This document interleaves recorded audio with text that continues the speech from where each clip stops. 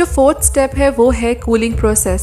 क्रायोप्रोटेक्टिन perfusion के बाद body को खुश्क बर्फ पर ठंडा किया जाता है जब तक कि ये -130 डिग्री सेल्सियस तक ना पहुंच जाए, और इसके बाद मजीद कूलिंग के लिए बॉडी को -196 डिग्री सेल्सियस पर 2 हफ्ते तक रखा जाता है। इसके बाद आता है फिफ्थ स्टेप, स्टोरेज। इस स्टेप में एक लार्ज मेटल टैंक जो कि लिक्विड नाइट्रोजन से भरा होता है और इसका टेम्परेचर सेट किया जाता है अराउंड -196 डिग्री सेल्सियस।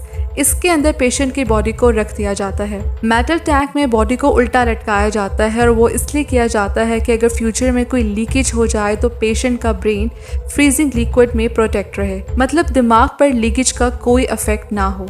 इस एक टैंक में 4 बॉडीज भी आ सकती हैं और इंडिविजुअल टैंक्स भी अवेलेबल होते हैं।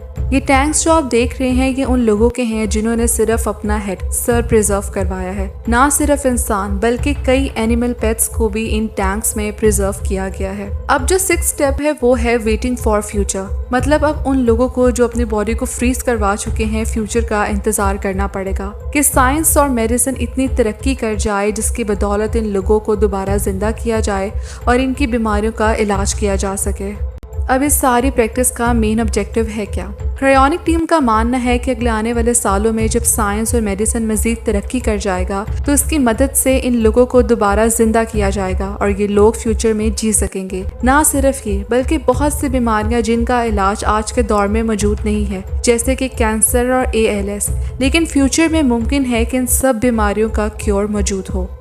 Doctor James Todd H Bedford वो पहले इंसान जो 1967 में इस क्रायोनिक प्रैक्टिस से गुजरे और आज कोर के एक टैंक में फ्रीज हैं। इनकी डेथ किडनी के कैंसर से हुई थी और ये बीमारी उस वक्त क्योरेबल नहीं थी। इस क्रायोनिक प्रैक्टिस का अभी तक का सबसे छोटा पेशेंट मैथरीन, ये 2 साल की बच्ची एलकोर फाउंडेशन का सबसे यंगेस्ट पेशेंट है। इस बच्ची को ब्रेन कैंसर था और इसका ब्रेन 2015 से क्रायो प्रिजर्व्ड है। बिटकॉइन के पायनियर हॉल फिनी ALS की डायजीज से लड़ते लड़ते 2014 में मर गए थे और इस टैंक में प्रिजर्व्ड हैं इस उम्मीद पर कि अगले 100 साल या 200 साल बाद या जब कभी भी साइंस इस लेवल तक पहुंच जाएगा कि इनको दोबारा जिंदा किया जाएगा और इनकी बीमारियों का इलाज मौजूद होगा।